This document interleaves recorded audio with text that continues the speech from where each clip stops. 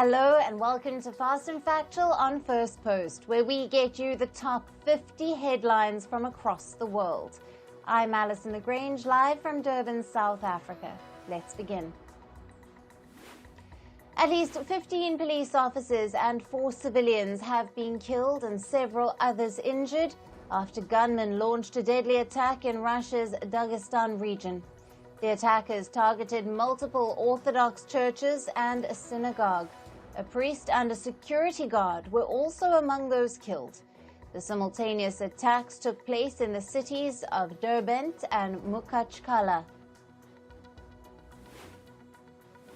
At least 4 people were killed in drone and missile attacks in Crimea that Russian officials have blamed on Ukraine.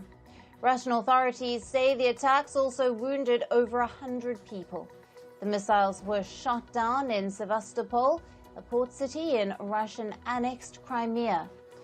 Now, the falling debris from the missiles resulted in the casualties. Russia has blamed the United States for the Ukrainian missile attack on Crimea. The Russian Defense Ministry said both Kiev and Washington were responsible for the strike. Moscow alleges that 4 of the missiles used in the attack were supplied to Ukraine by the U.S. Russia's investigative committee has opened a case into the strike. It's calling the strike on Crimea a terrorist attack. Israel's Prime Minister Benjamin Netanyahu has said that intense fighting in the Gaza Strip is nearing its end. However, he clarified that war against Hamas would not end until the group relinquishes control of the Palestinian enclave. Netanyahu also said that once the intense fighting is over, he would deploy forces at the Lebanon border, where tensions with Hezbollah have risen. Israel's defense chief, Yoav Gallant, has reached the U.S. to hold high-level talks on the Gaza war. Gallant is also expected to discuss escalating tensions between Israel and the Iran-backed Hezbollah. Yesterday, he said, and I quote, "Israel is ready for any action on all fronts." Gallant is set to meet his American counterpart, Lloyd Austin, and U.S. Secretary of State Antony Blinken during the visit. A dramatic video has emerged from Jenin in the occupied West Bank, where Israeli forces tied up a wounded Palestinian man to a jeep during a raid. The wounded man was seen lying on the hood of the vehicle as it was driven around Jenin. The Israeli army has admitted that its soldiers violated operational procedures. The military said the man was injured during what they called a counter-terrorism operation. The Yemen-based Houthis have claimed responsibility for attacks on 2 more ships in the Red Sea and the Indian Ocean. The first attack was on the Trans-World Navigator vessel in the Red Sea using an uncrewed surface boat. The second vessel, the Stolt Sequoia, was attacked in the Indian Ocean with a number of cruise missiles. In India, the 18th Parliamentary session began today in the lower house, or Lok Sabha. Prime Minister Narendra Modi took oath as the Member of Parliament from the Varanasi constituency. About 280 newly elected politicians are taking oath today. The rest of the MPs will take oath tomorrow. Gunmen in Nigeria attacked a rural community in the northern state of Katsina. Police officials say that at least 7 people were killed and 100 others were kidnapped. Locals say that gunmen arrived in Madibeno in this village on motorbikes and raided and looted shops in the area. They also allegedly destroyed property and stole livestock. In Sao Paulo, hundreds of Brazilian women staged a protest against a bill that criminalizes abortion. Protesters demanded that the bill be dismissed from Brazil's Congress. The bill classifies abortions after 22 weeks of pregnancy as homicide. It also aims to impose prison sentences ranging from 6 to 20 years. Authorities in Greece have arrested 13 people for allegedly starting a forest fire. The accused were on a luxury yacht. They allegedly set off fireworks from the vessel that started a major forest fire on the island of Hydra. The fire burned a large swathe of the island's only pine forest. In climate news, the death toll from the Hajj pilgrimage in Saudi Arabia has risen further. The latest reports say that over 1,300 people have died during the pilgrimage amid intense heat. Temperatures in Mecca have soared to as high as 51.8 degrees Celsius. A yellow heat alert has been issued for most parts of England. The British Meteorological Office says that temperatures could go as high as 31 degrees Celsius. The alert also warned that there could be increased pressure on healthcare services due to the heatwave conditions. And heat warnings have also been issued in the United States. Multiple cities along the U.S. East Coast are under heat alerts amid fear of record-breaking temperatures. The U.S. National Weather Service says that extreme heat will move to the states of Nebraska and Kansas.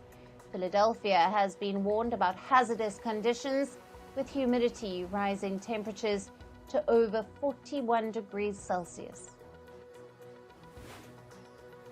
Meanwhile, parts of the U.S. Midwest are battling floods.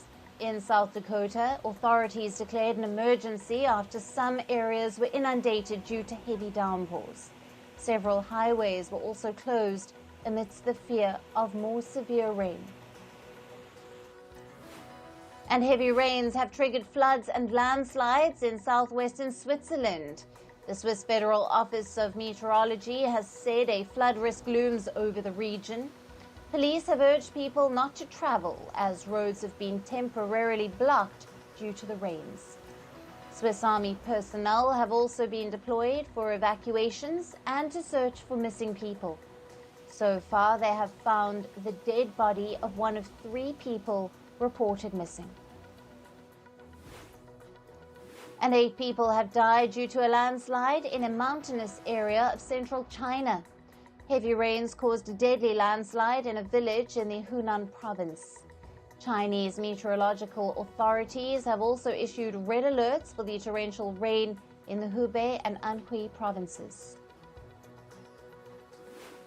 And devastating flash floods have hit Mogadishu, the capital city of Somalia. Residents say that the sudden deluge has caused significant damage to houses and other infrastructure.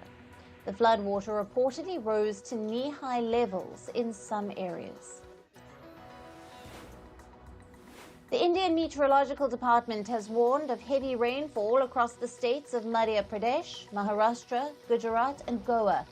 Meanwhile, heatwave conditions are expected to persist for 2 more days in India's north, in the states of Uttar Pradesh, Haryana and Punjab. The Indian Weather Department says the intensity of the heat wave is likely to decline after 48 hours. And in India's northeastern state of Arunachal Pradesh, parts of Itanagar face landslides after a cloudburst. Floodwaters have caused severe damage to houses and vehicles, and residents have been warned to stay vigilant amidst the bad weather conditions. And on to business and tech news now. Top officials from China and the European Union have started talks. This is regarding the EU's plan to impose additional import tariffs on Chinese electric vehicles. The move comes amid the visit of German Economy Minister Robert Habeck to China. Now, earlier this month, the EU said it plans to impose up to 38% additional tariffs on Chinese EVs. The EU alleged that Chinese EV makers benefit from unfair state subsidies. And there could be more trouble brewing for plane maker Boeing. According to reports, U.S. prosecutors have recommended the Justice Department to bring criminal charges against Boeing. Last month, Boeing was accused of violating a settlement deal with the Justice Department. The settlement was in connection with two fatal crashes of Boeing 737 MAX jets in 2018 and 2019. Under the deal, the U.S. Justice Department agreed not to prosecute Boeing as long as the plane maker changed its compliance practices. American delivery firm United Parcel Service has agreed to sell its Coyote Logistics business unit. Now, Coyote is a Chicago-based logistics service provider. It is being sold to transportation management firm RXO for over $1 billion. United Parcel Service says the sale of Coyote Logistics will allow it to focus more on its core business. Australia is set to implement a new code for large supermarket chains in the country. Supermarkets could be fined up to 10% of their revenue if they breach the code. The code mainly focuses on how supermarkets deal with farmers and other goods suppliers. Earlier, a government report found that existing rules did not address the imbalance of bargaining power between supermarkets and their suppliers. And JP Morgan India's bank CEO, Prabdev Singh, has stepped down. Singh resigned before the end of his three-year term. JP Morgan has announced Pranav Chowda as the new head of India corporate banking for the firm. Chowda is currently leading JP Morgan India's commercial banking unit. Meanwhile, American chipmaker NVIDIA has signed a deal with Qatar's telecom firm Ooredoo. Now, the agreement marks NVIDIA's first large-scale product deployment in West Asia. Under the deal, NVIDIA will provide its graphics processor for Ooredoo's data centers. Ooredoo operates data centers in Qatar, Algeria, Tunisia, and the Maldives, among other countries. TikTok parent firm ByteDance is reportedly working to develop an advanced chip that can power artificial intelligence. To develop the chip, ByteDance is collaborating with American chip designer Broadcom. According to reports, the chip will be designed to avoid U.S. restrictions. The U.S. restricts chip makers from exporting advanced technology to China. And social media giant Meta is reportedly in talks with Apple to discuss the possibility of adding its artificial intelligence model to Apple devices. While Apple has partnered with OpenAI to power its AI system, the iPhone maker is reportedly looking to collaborate with other AI firms in other regions, where OpenAI's ChatGPT is banned or is under restriction. Meanwhile, Meta is also starting to roll out its AI chatbot in India. Meta AI will be available across its social media platforms, including WhatsApp, Facebook, Instagram, and Messenger. The firm started testing the chatbot in India for a select group of users in April. So far, Meta AI has been launched in more than a dozen countries, including the United States, Australia, and Canada. X-Platform CEO Linda Yaccarino has reportedly fired one of the firm's top executives, Joe Benarosh. Now, Benarosh was considered a close associate of Yaccarino and was the head of business operations and communications at X Corp.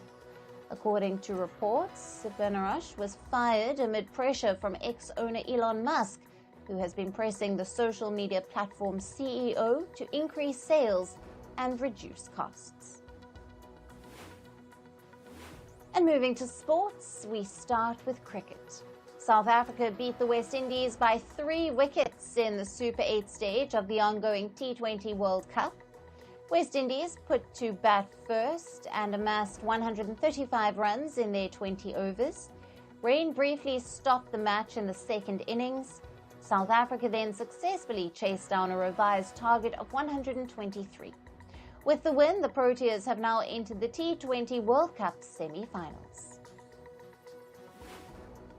Afghanistan clinched a historic 21-run win over Australia in their T20 World Cup Super 8 clash.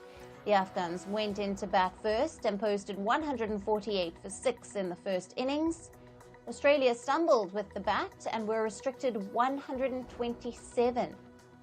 Naib starred with the ball for the Afghans and he took 4 wickets while giving away just 20 runs.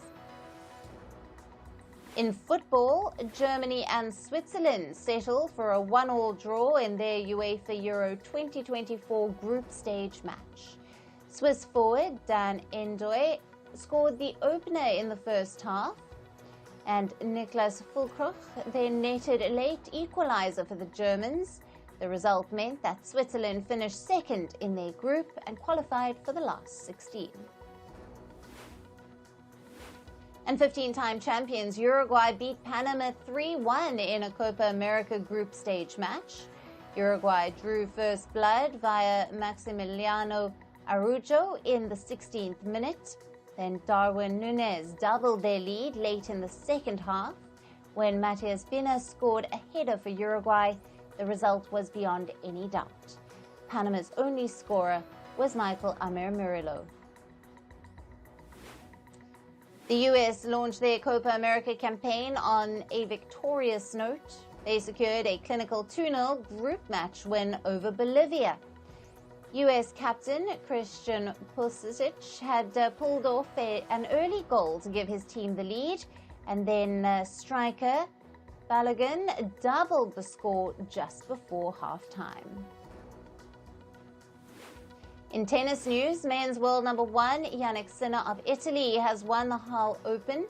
The Italian defeated Poland's Hubert Hurkacz 7-6, 7-6 in the final to lift the ATP 500 trophy. This is Sinner's first grass court title. After winning it, the 22-year-old said he is more confident about Wimbledon, which starts next week.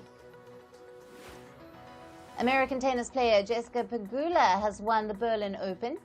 The women's world number 5 downed Russia's Anna Kalinskaya in the final. Pegula lost the first set 6-7, but then staged a comeback to secure the next 2 sets 6-4, 7-6. And India's Sumit Nagal has qualified for the Paris Olympics. The 26-year-old made this announcement on his social media. He will be taking part in the men's singles event, and this will mark Nagal's second appearance at the Olympics. In Formula One, Red Bull's 3-time world champion Max Verstappen has won the Spanish Grand Prix. He faced cutthroat competition from McLaren's Lando Norris. Despite Norris's relentless efforts, Verstappen was able to hold his rival off. Mercedes' Lewis Hamilton came third in the race. And in athletics, Noah Lyles won the US 100-meter trials to secure his ticket to the upcoming Paris Olympics. He recorded a personal best time of 9.83 seconds. The world champion had missed out on the 100-meter event at the Tokyo Olympics in 2021. In entertainment news, pop star singer Taylor Swift surprised her fans by performing with Travis Kelce on the Eras Tour stage. Kelce joined Swift during her weekend concert in London's Wembley Stadium.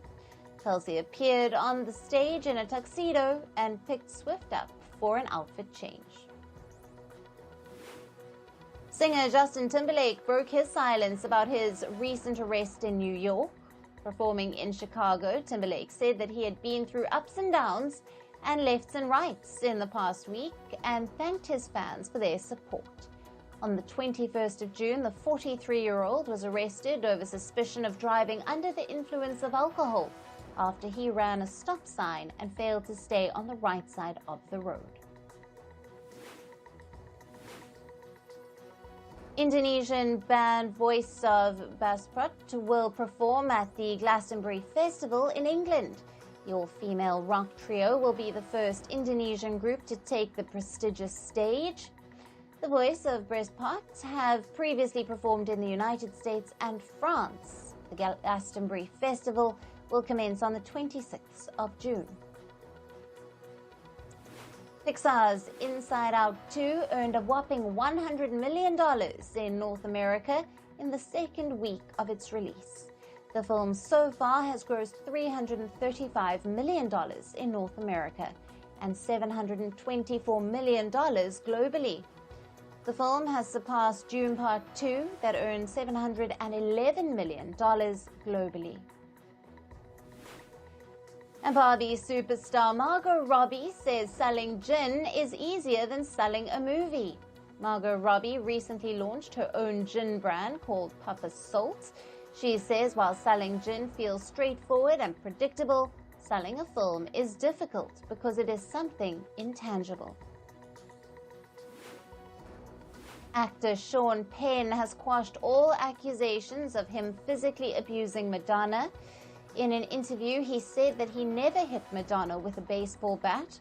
The allegations were reported when Madonna filed for divorce from Penn in 1989. Sean also added that Madonna is someone he loves.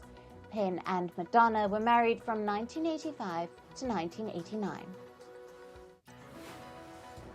Bridgerton star Simone Ashley has spoken out against trolls body-shaming her co-star Nicola Coughlan.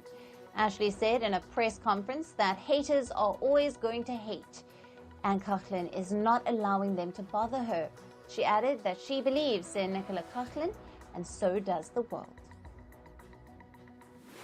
And Elon Musk's former wife, Tallulah Riley, has tied the knot with Love Actually star Thomas Brodie Sangster.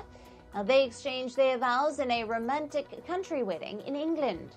The newly wedded couple announced their engagement in July of 2023. Comedian Jerry Seinfeld's Melbourne show was disrupted by pro-Palestinian protesters. Just before the end of the show, protesters started chanting "Free Palestine." However, the 70-year-old artist responded to the chanting by making jokes. And the red carpet for the third annual Vogue World event was rolled out in Paris. The show saw the attendance of celebs like Jared Leto, Anna Wintour, and Eva Longoria. The event showcased France's fashion evolution in the last century and how it is related to sports like cycling, gymnastics, and fencing. And that's it on today's episode of Fast and Factual. Thank you for watching. Stay tuned to Firstpost.